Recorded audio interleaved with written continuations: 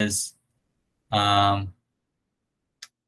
site, sort of the different phases of site analysis and kanang site development.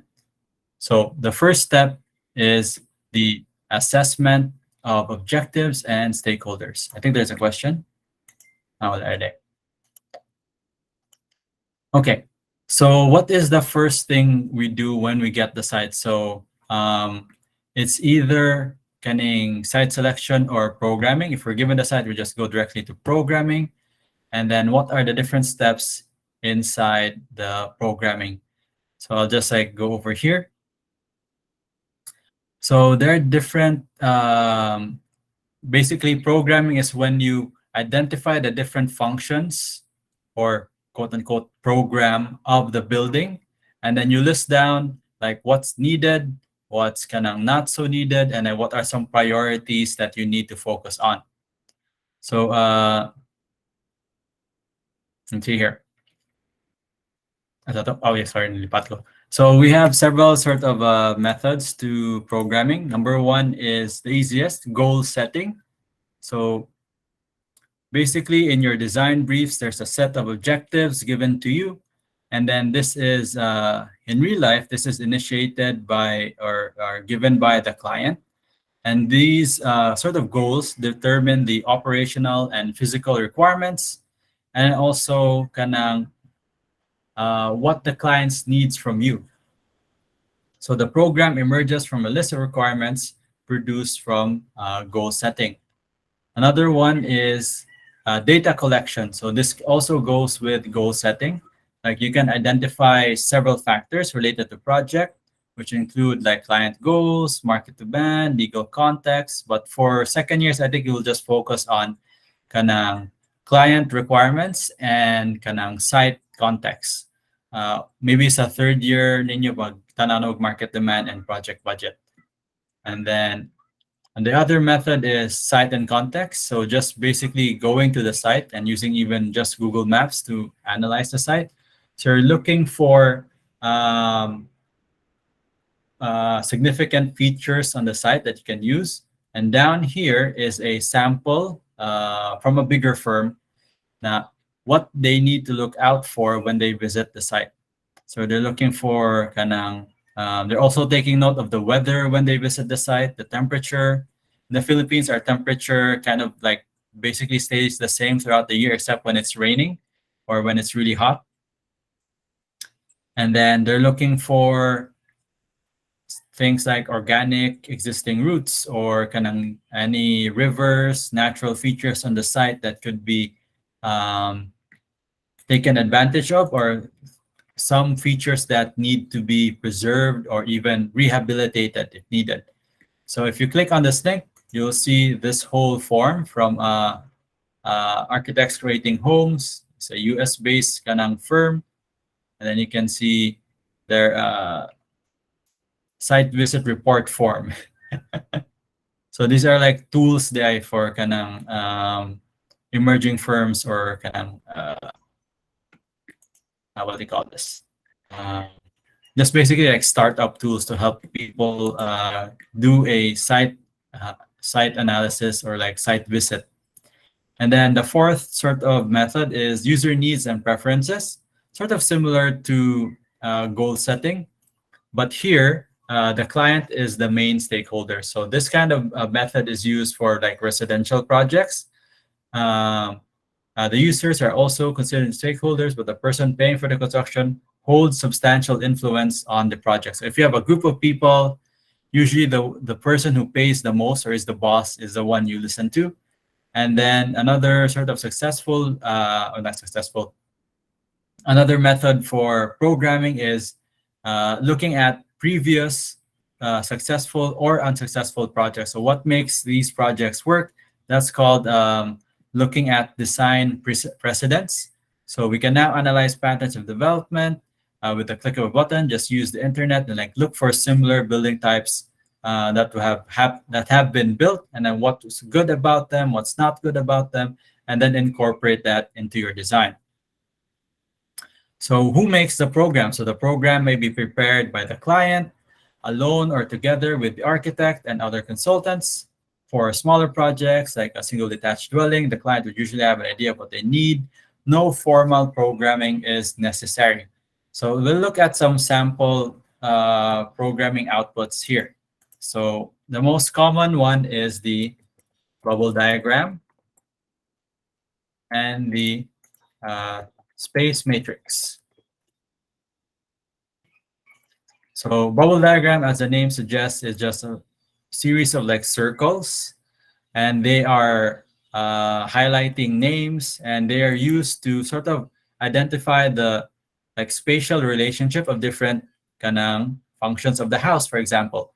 So in this diagram, what's missing here is the entrance, but you can kind of see where the main entrance is. So from the driveway, you go to the street, you have the porch, which is connected to the living room, dining room, kitchen, etc. And then from the kitchen, you have access to the pantry, but from the pantry, you don't have access anywhere else. So it's not connected. So if there are no lines connecting the two bubbles, that means they're not connected. So here's a more sort of formal bubble diagram. So this is for probably a house again. And maybe, let's see, you have informal sports hall, sacristy, narthex. This might be like a church or a not a church with a dormitory, because you have a lobby, you have activity spaces, offices, kitchen, seating areas. This is definitely sort of a church area where you have a chapel, sacristy, narthex into a garden. And you have water closets and a store in front of the lobby, and then you have an informal sports hall. And you kind of have this like a rectangular shape, kind of denoting a hallway of some kind. And then the other one is the space matrix or space proximity diagram. I'm sure you've done this in your design classes already. So it simplifies further what the bubble diagram is trying to say. This time there's no drawings, it's just which spaces do you want to be near each other. So for example, the entrance and reception area should be near to the lobby, so you put a check mark or a black dot there. The lobby and restaurant should be near to each other, you put a dot there. Entrance, reception, and restaurant should be near together, so you have another dot there. So I'll just highlight here with my mouse so you can see a bit clearer. So where two spaces sort of connect, that highlights their kind of proximity. So a check there means they should be close. And here you have, let's see, restaurant to entrance, close, restaurant to cafe, close proximity, restaurant to retail store, entrance to retail store, close proximity. But if you see here, you have a blank space. I'll just color it in green. That's entrance to roof garden. So there's no need for the entrance to your building to be in close proximity to your roof garden, and so on and so forth.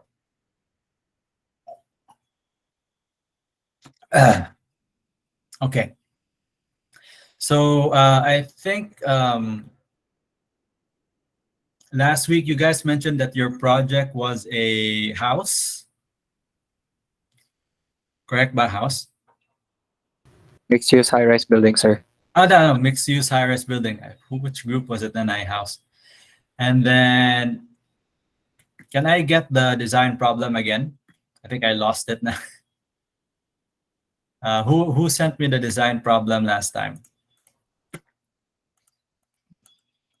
I'll send it to you, sir, karon. Okay. So let's use that. Okay, let me close this. And we don't need that. Okay. Let's see, refresh. Okay, so while that's loading, we'll go through sort of the next steps by doing a quick sort of programming on your design problem. Ooh, excuse me. And then after we do the programming, we'll do a kanang site development. And then that will end the session there. So it's 2:30. We have about like 2 hours, 2:30, 3:30, 3:30, 4:30, 4:35. Okay. Let's see. Asan ninyo gisend? I'm trying to send it through Messenger, sir, pero as of now, it's not working. Bugat ang file. I'll try to Gmail it to you, sir. Yeah, so my Gmail is, how do I display it? Put it here. ratrani@usc.edu.ph. Okay, I'll send it through there. So I'll just show you some examples from, I guess we'll look at the 5th year na lang, okay? It's the one I have on hand. Ambal and Monsanto.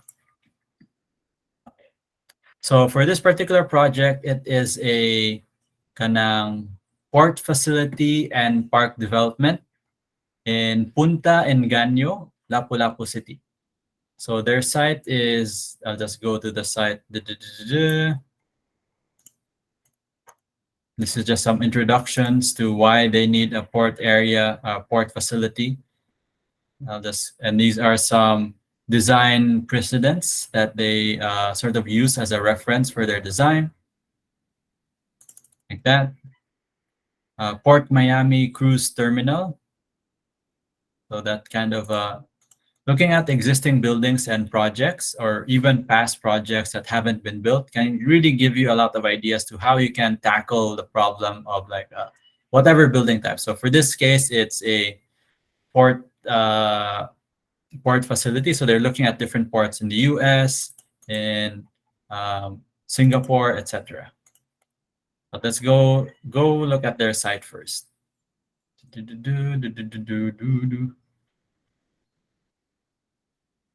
Oh, here. So the location of the property is here in Punta Engaño, Lapu-Lapu. So it's near the tail of Lapu-Lapu. So let's take a look at that site. Lapu-Lapu City.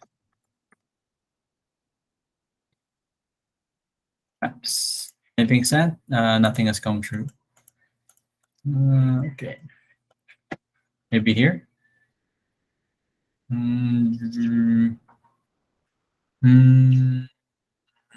Oh, this is another email. I'll just mark this as 100 from here.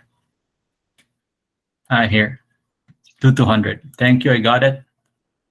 Download it here. Okay.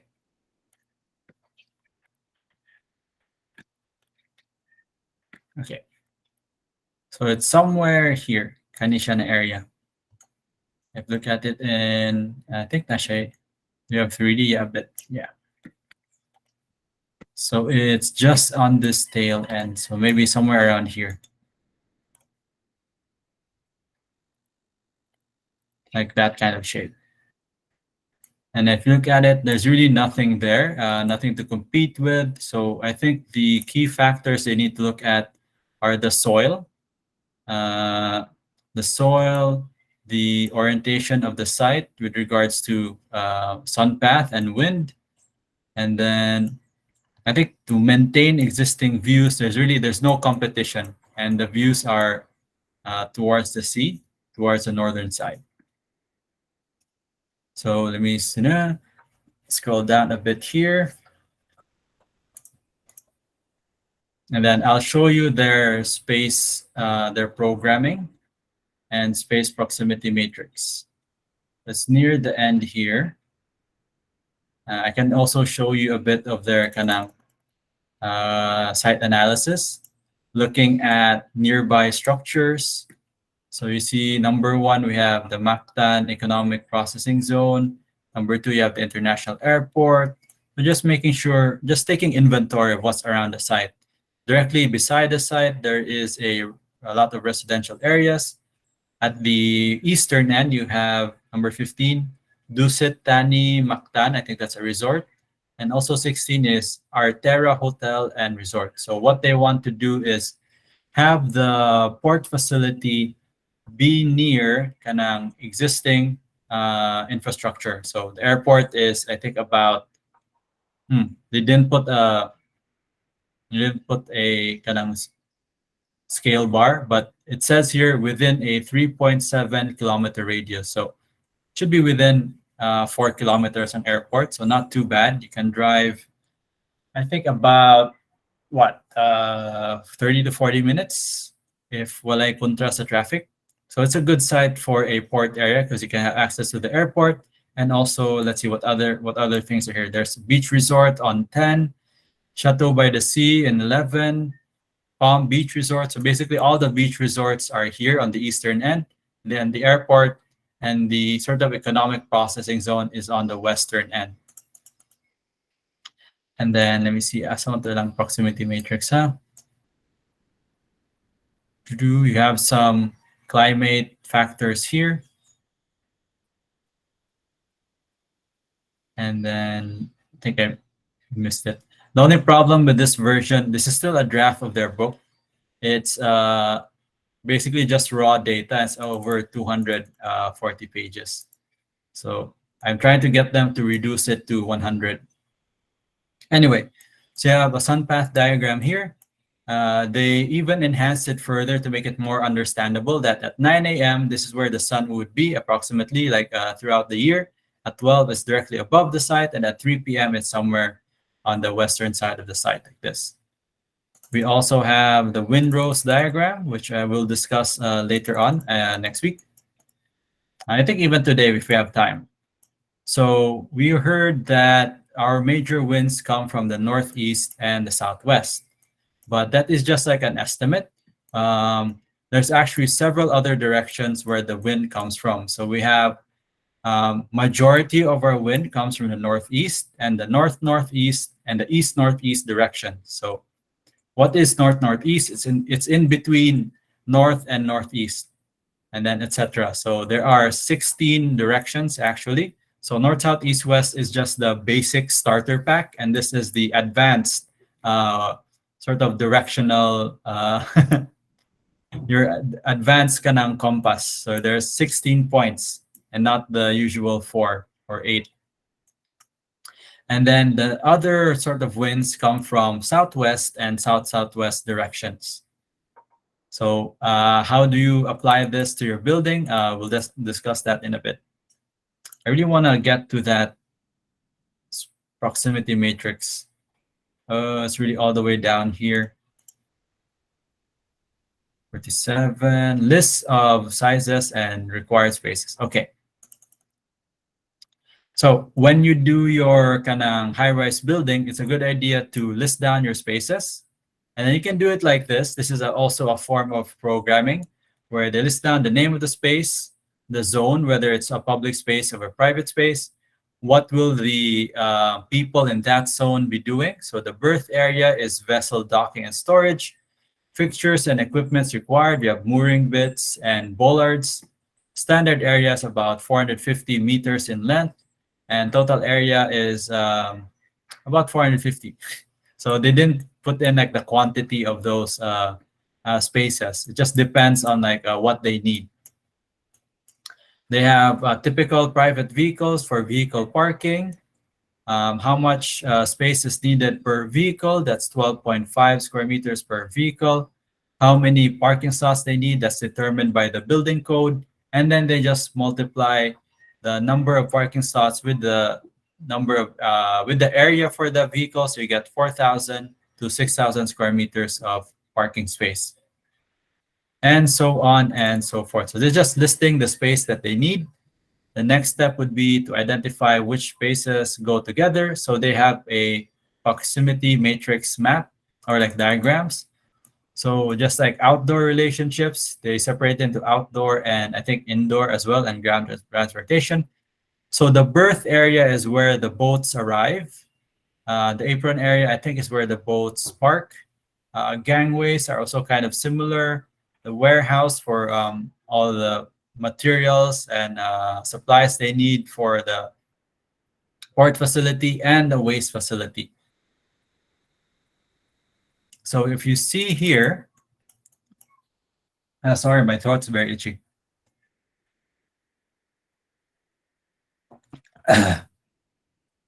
The berth area needs to be adjacent the apron area, nearby the gangways and the warehouse, and adjacent the waste facility.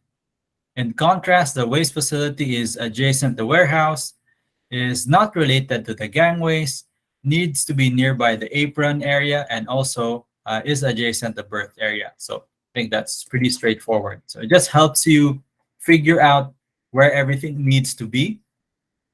And why you would do this is really just to save time, because if you draw a bubble diagram, even if you're like an expert already at drawing bubble diagrams, if you have a lot of different spaces, the space proximity matrix will help you sort of quantify that. But with the advent of like Revit, AutoCAD, you might just use AutoCAD directly. But like this is just something we advise students to use so that they don't get too overwhelmed with the amount of spaces, and they break it down. Break it down to different smaller spaces and then sort of put it together in Revit later. Okay, sometimes we get stuck looking at the whole, like all the different spaces together. It's nice to compartmentalize them like this. Okay. And then what is the output of this? Is the bubble diagram. So you start off with the proximity matrix. Then from that proximity matrix, you start making your bubble diagrams, and then you start writing down what relationships you want. So that's the apron area, the berth area, the cruise terminal building, ground transportation area, and the park. And then your arrows can also be categorized for direct access and indirect access. So maybe the apron area and the cruise terminal building are adjacent and has a maybe not even a hallway, but a transition space between them. And then the berth area and cruise terminal building may have like a sort of like a back door or a hidden area because it's indirect access, something like that. Okay, 2:45. Okay, still have a bit time. So let's try. First, I'll do the activity, and then like I'll give you guys some activities around maybe 3 o'clock. So basta to. Downloads. Okay. Nanay ko ano, proper format ang mga proposals. Let's see. So our first step in the sort of site analysis is assessing your objectives or identifying your objectives and your stakeholders. So let's go through your proposal here. And let's see. So piece of land having a total land area of 10,000 square meters, Barangay Talamban, the frontage of 24 meters, about 6 meter road. Sorry. The entire property is relatively flat, having the lowest elevation at the westernmost area of the lot. Let's see. Project location. I wish it was highlighted here, and then we have here. It's next to this, I think, Maryville, Nisha, Talamban Road, and Jonas Borsa's Salon. Okay. That location, minimum requirements. For conceptual schematic, site development plan. Okay, we'll discuss how to make your site development plan. Humana ba mo sa site development plan? Wala pa? Not yet, sir. Wala pa, sir. Okay, that's good. So we can use this lecture to help you get started. Project submittals, blah, blah, blah, blah, blah. Okay. So as of 200, wala mo ilaan gihatag no kanilang, and then kamo na bahala sa what sizes the rooms will be, how tall the building should be, di ba? Yes, sir. Okay. Sige. So let's start off with the project background. Let's see. Wow, they didn't even define the what's inside the building. Okay, so this will be interesting. So it just needs to be a mixed-use high-rise building to accommodate the needs of growing development of the Talamban area and its surrounding barangays. So that's our, I'll just make a PowerPoint here. Let me close this. Close that. Let's go to blank presentation. I think I'll close my paint. I'll close this. I might need this later, but I'll close this for now. And that's new slide here. So objectives. So design objectives.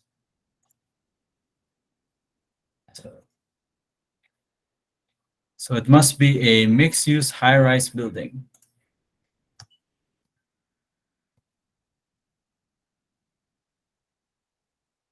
Cater to the needs of the growing development of Talamban area, and so it can either be commercial or residential.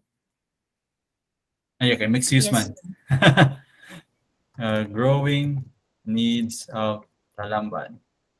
So the question here is, what are the needs of Talamban?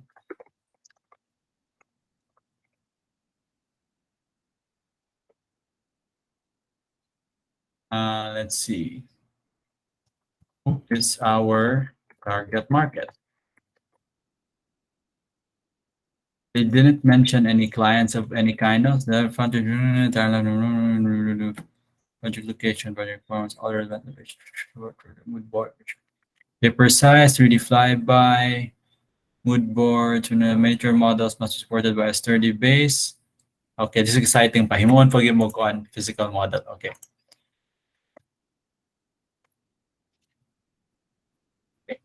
What uses are we? What functions will the building have?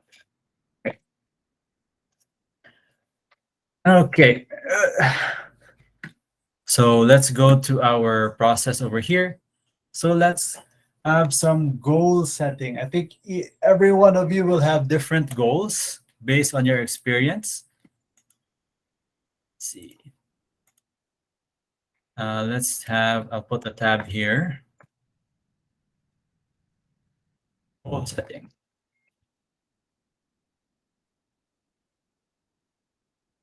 We can't set up goals if we don't know what's going on with Barangay Talamban. So I guess we'll just do a quick AR, this PC, browse, desktop, yes, 233. Okay. This is site planning,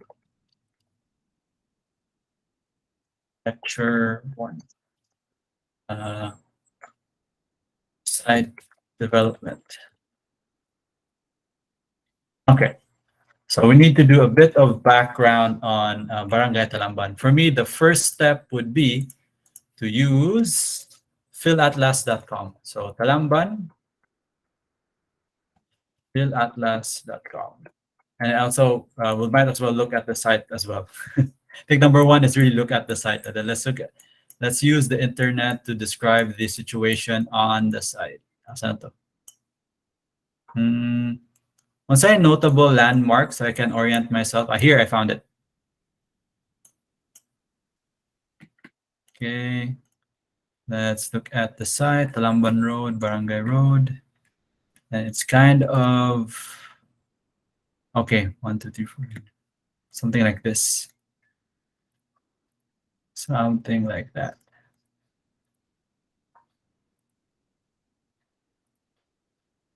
Okay.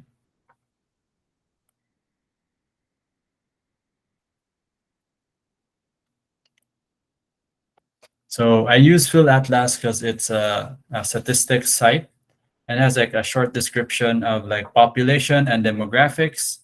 And you can also maybe use Wikipedia just as a starting point. What is Talamban known for? So for me, Talamban is known for like residential areas. It's known for the school. It's known for, let's see. Why is this not in English? Talamban, Cebu City. Well, actually, Talamban, just Cebu City. Cebu City is known as the capital of Cebu, three cities, observes regional center, blah, blah, blah, blah. Etymology, history, not so much. Okay. Colon, cityhood, not really relating too much to Talamban. Okay. So I guess I'll just like base it off my experience here. I've been living in Talamban for like majority of my life. So if you see, I'll just switch back to 2D. I'll just highlight Talamban.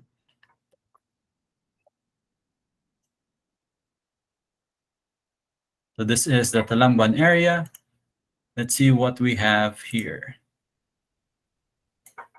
I think doing it like this would be better. Let's turn off terrain. So one quick trick to figure out what kinds of buildings are around Talamban, the Barangay Talamban, is just using this view of Google Maps. And then whenever you find roads that look like this, I'll just highlight here. Let me see, red. Roads that look like this. Anisha, you see, kani magdaghan kay dead ends. These are generally subdivisions. So these areas are subdivisions, subdivisions, subdivisions. I think even more subdivisions here. Subdivisions. And I think some of these are like open space for mostly mga subdivisions. And in yellow are the here. These are either government buildings or commercial buildings. Like that. And then you can also turn on satellite to have like a better view. So you can see Charcoal Boy, Barangay Hall, Talamban. You can see the different kinds of roofs. These are all subdivisions. And then I think included bang school. No, even San Carlos is not included. You have the, what is this? National Grid. There's like government facility over there. But for the most part, it's a residential area with a few kanang low-rise commercial buildings. Like you have Gaisano Grand Mall here. You have the public school. And I think Academia de San Isidro Labrador is a public school or a private. I think it's a private school. Let's see. You have SOS Village, Children's Village Cebu. You have E-Park here, commercial area, small lang, low density. You have Box Extreme Gaming, and they have English academies. You have two for like Koreans who want to learn English. Santa Maria, what's this? It's like another subdivision. And in this area, you have another English school. This is English Fella. Koreans like study there for English. And then you have the Botoanon River, and let's see. That's pretty much it. So it's all residential. Not much kanang some institutional and some commercial areas. So with that, I think we can say that what does Talamban need? I think we need some kind of, just based on my experience, something interesting that will, a bigger mall, most likely. Okay, living in this area, Talamban, I usually go to Robinson Supermarket for my kanang groceries.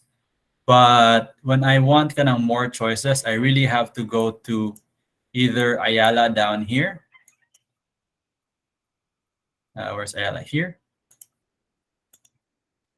Measure distance. So like there. Or even asa tong kuan? Oak Ridge. I think Oak Ridge is somewhere here. There it is. So I think just on based on my experience, I think we need another like a better market, like supermarket area together with your kind of high-rise building. And another thing is there's not a lot of office space in Talamban area. I think most of the people in the Talamban area need to go to the city to work. Like for example, myself, I work in University of San Carlos.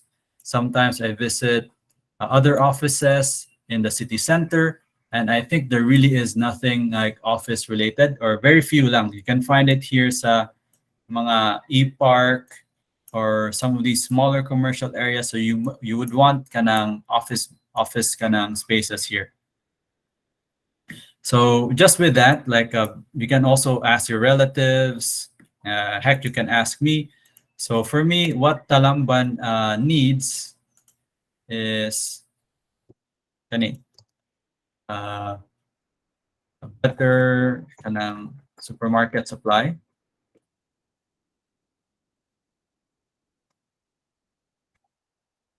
And office spaces. Excuse me. Let's highlight that in red. And then who is our target market? So this is a question I ask myself a lot whenever we start like a new project. And to answer that, this is where demographics and population data comes in very handy. So if you go to philatlas.com, there's a question here. Sir, if buying for a large commercial building, what could you say about the influx of traffic that would ensue, especially it's right beside the adjacent main road, which is already a bumper to bumper 6 days a week? Oh, that's a very good question. Feel free to use your microphone, by the way. I'll get to that. I'll just describe the population. So determining the target market, I think this is a bit, this is a bit touching on urban planning, but it's just very basic. So how do you determine who your target market is for your mixed-use high-rise building? Is usually people who can, based on my analysis, just my experience, supermarket and office spaces. Who are the types of people who go to supermarkets? Okay. For me, I need supermarkets because I need to do groceries. People in their 20s, 30s, even 50s and 60s, because everybody needs food in Talamban. Then office spaces, this is again people around the same age range, like 20s, 30s, 40s, maybe not people in the 60s because they're retired. So I'll just put here, supermarket users are, I'll just color it in green lang, para lang malahi. And I'll get to that traffic question in a bit. Supermarket users, let's say 20 to 60 years old or year-olds. And then office users are, I think you can also throw in some residential units there, bro. There's already a lot. Residential users, I think you can still put some residences, but the demand is there according to the project brief here. Okay, office spaces users will be,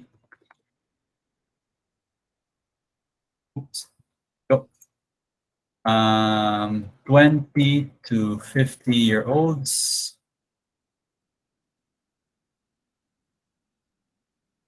And then we can throw in a bit of kind of residential users.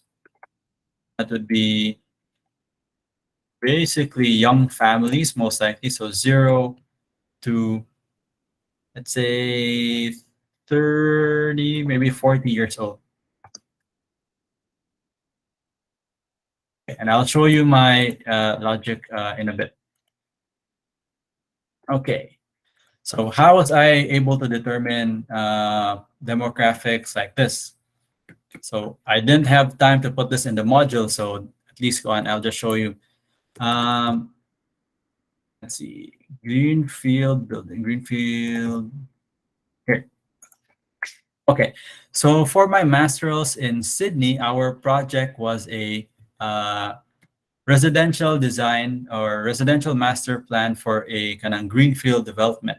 And although the context is a bit different, this is in Sydney, and what our project was supposed to do was, because there is a new railway coming through a major city center here, Castle Hill, the government expected higher sort of an increase in population because it will make living in this area a lot more convenient if there's a railway. And then if they live in this area, they can hop on the train and go into the city center over here. So let me just highlight here with a snip. So our target area is here in yellow, and then the railway will go through these circles here. So basically, if you live in this yellow area, you can hop on the train and it will take you directly to the city center, which is here in Sydney. So it makes it very attractive and it will attract a lot of kind of people to live in this area. So expected ang population and ang demand for residential areas will increase. And then I'll just skip to the kind of population part. Here. So we have in our project site studied the existing uses or around our designated kanang subject precinct here. So the project site was given to us by our kanang teachers, basically our client. And then we needed to sort of create a strategy, create a plan as to what kind of residential area will be built in our subject precinct. So we took a look, and then to the north, we see 4,000 existing dwellings, 9,000 existing dwellings on the west, and then another 4,000 on the south.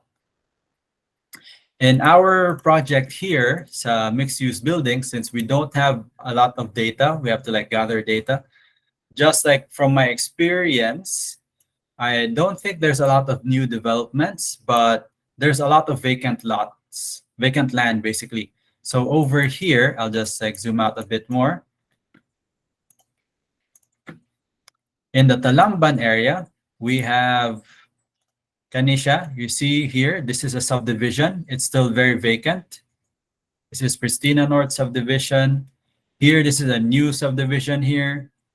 And this is also a different subdivision here. Wherever you see kanang napahak na ang bukid. Basically, a lot of subdivisions. And I think smaller commercial areas are being built around. You can't really tell from Google Maps. But I think ang capacity ani sa Pristina North, it's, let's see here. I think I have a map of Pristina North, actually.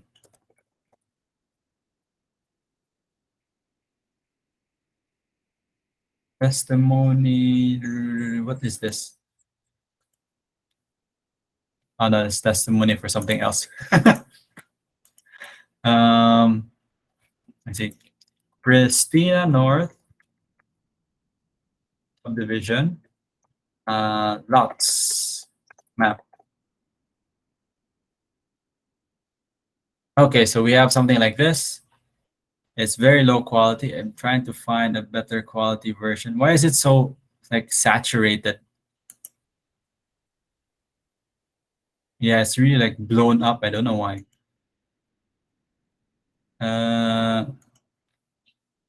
Something like this. So hopefully this will give us some information as to the total capacity. No, it's just an image.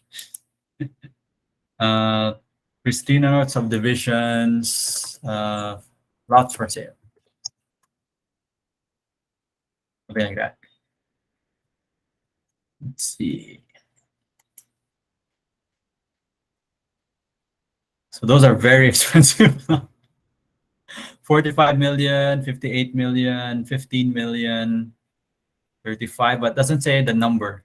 I guess just by looking at Google Maps, we can say, so that's one, let's see, 1, 2, 3, 4, 5, 6, 7, 8, 9, 10. So let's say every block is 10. So we can say that's 10, 20, 30, 40, 50, 60, 70, 80, 90, 100, 100, 10, 120. Maybe just these like single detached lots, we have about what, 200. And then there are also row houses here.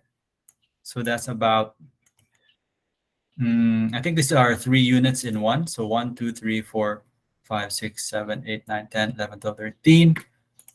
Calculator now. 13 times 3, that's 39 households. I think there's another like 30 over here. So let's say about 400 households, Christina North. And then if you see other developments here, can Talamban Viejo, and then I think also Villa Sebastiana.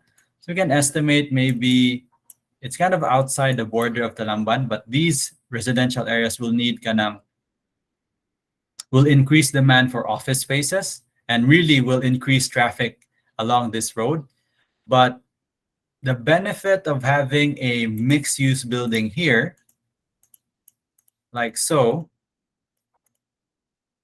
like that, is that if you have a mixed-use building on our site, people won't need to go all the way to the city center for their goods and services. So the people of like Christina North, this subdivision here and this subdivision here, instead of driving all the way to Ayala down here to the south, they will instead go to your building. So this is why it's a good thing that there will be a high-rise mixed-use building here, at least like based on my experience.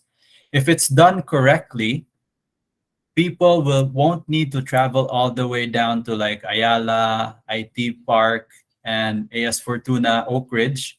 They'll just concentrate the traffic here.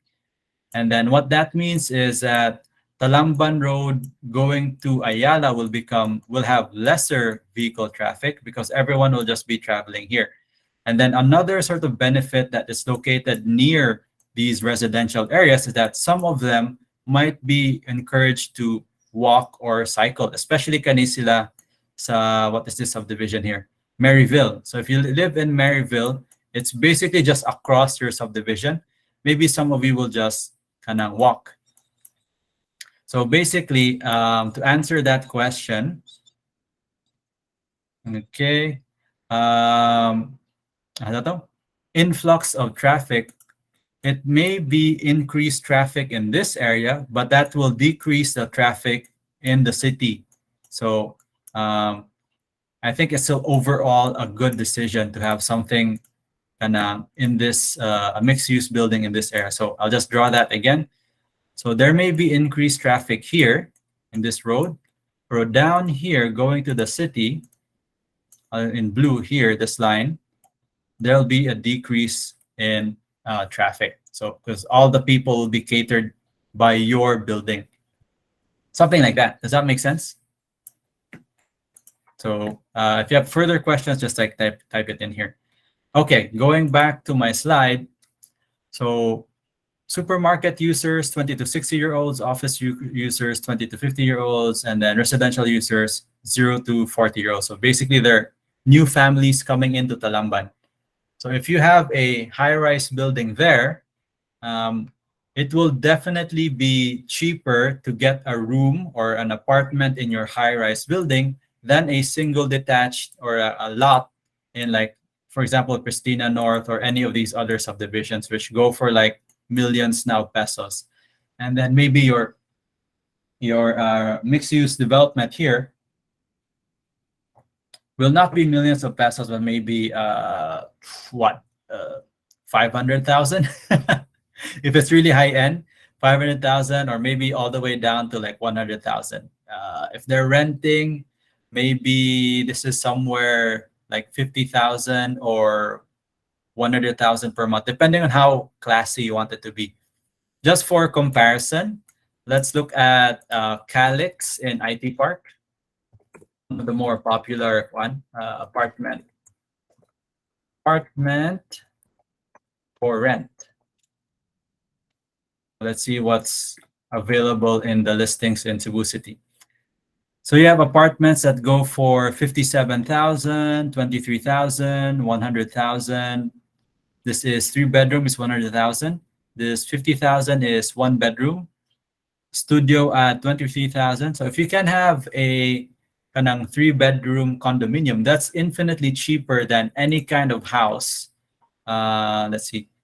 Let's say even renting in Pristina North subdivision, townhomes, rent. Okay. So that's fairly about the same actually. 70,000, 75,000, 70, 70, 55. So this is a 3 bedroom house for rent in Pristina North residences. That's actually cheaper. The 3 bedroom condominium was 100,000, and then like in Pristina North it's 55. Probably because it's further away from the city center. So maybe something like this among price range. But anyway, going back to my target market here, how do you determine these people or the number of people that will be using these spaces? So you go to philatlas.com, so which I shared with you, and then they have a demographics breakdown. So in the demographics for Talamban, total population is, for some reason, total population is down here. Talamban has a historical population of about 33,000, and it's still increasing, although at a lower rate. So I'll just highlight it here. Like so. So pag 1990s, it was 11,000. Pag 95, 10,000, 17, 24, 28, and then i-peak siguro siya sa 2010s at 4.76 growth rate. So that means like every year it's growing at 4%. And I think the highest here is really 11.92%. So the 2000s were a very kind of, it was a period of growth for Talamban. And currently it's sitting around 30K, let's say, yeah, 30K people. And then in your problem here, it's saying that there's going to be even more. Growing development in Talamban area and its surrounding barangays. So how do you what kinds of spaces would you want to share to give them? Is like what I mentioned earlier, residential, office spaces, because there's already so much residential. The office spaces and commercial spaces would be the next best thing. You don't want to put industrial uses there, because industrial uses might maybe light industrial. Like what kinds of industry is like Talamban known for? Not much. Maybe when we think of industrial, especially light industrial, like we think of basket making, but more heavy industrial includes like power plants, waste management facility maybe. So it's not really attractive for this residential area. Maybe you need like a small waste management facility in your site. But anyway, so let's look at the breakdown of that 30,000 people. So if you go up, so within the age range of, let's say, 20 to 60-year-olds, we have about, let's see, 20 to 60-year-olds. So that's, I'll just bring out my calculator. Where's my calculator? Here. So that's 3,000 plus, let's see, let's just say 4,000, 4,000 plus 3,400 plus 2,570 plus 1,970 plus 1,702 plus 1,603 plus 1,339 plus 1,036 plus 785. That's over 18,000 people. So just put it here. Let's say total about estimated 18,000 people. Office users, it's just 20 to 50-year-olds. So that's here, 20 to 50. 6 plus 2, 8 plus 9, 10, 11, 12. Let's say about 12,000. I just rounded up 10,000 people. And then the new residential users, how many are coming into? Let's see. I think we can just say something like that. 0 to 40, something like that. So that's 1, 2, 3, 4, 5, 6, 7, 8, 9, 10, 11, 12, 13, 14, 15, 16, 17, 18, 19, 20. So let's say about 20,000 now. Something like that. And then we can simplify that a bit by going to your time saver building, time saver standards, building types.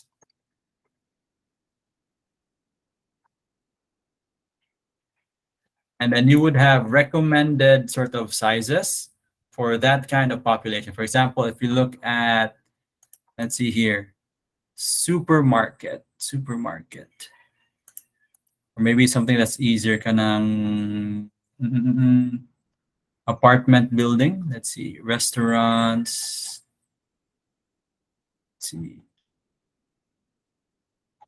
Sorry.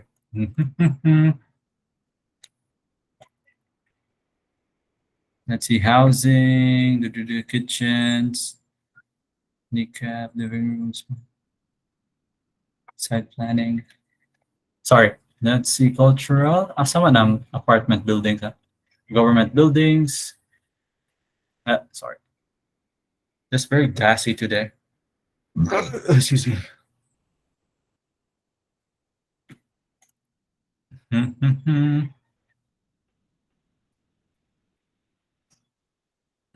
Regional shopping centers, retail, banks, restaurants, kitchens, offices, general, office stations, private, semi-private layouts,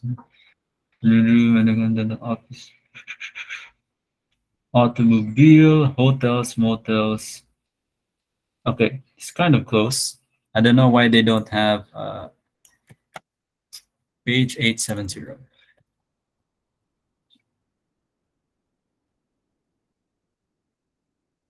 Back of the house, front of the house, housekeeping department. They had like a table here. Number of rooms. Here.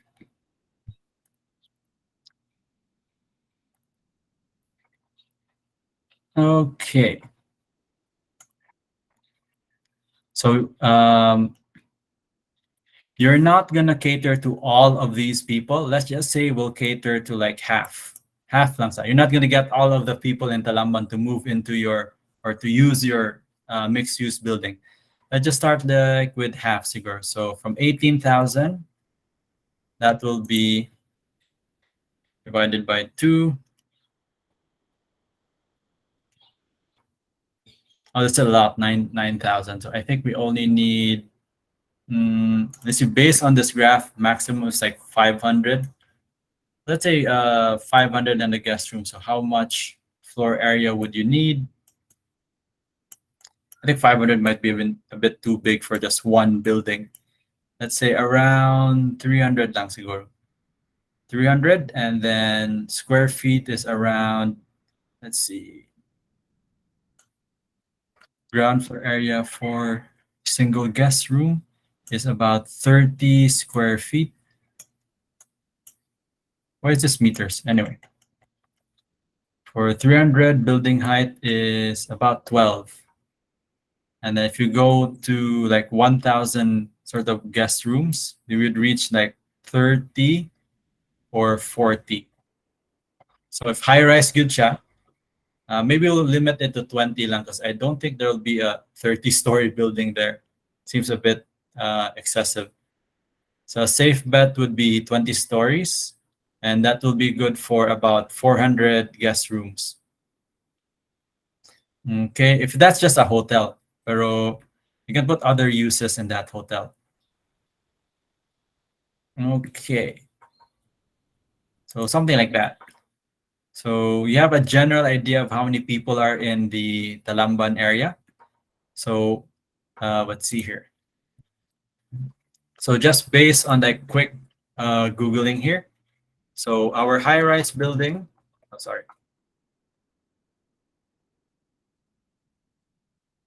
Will be about, let's say, 18 to 20 stories. And then we'll have the following uses, maybe ground floor for market, and then offices in the offices in the upper floors,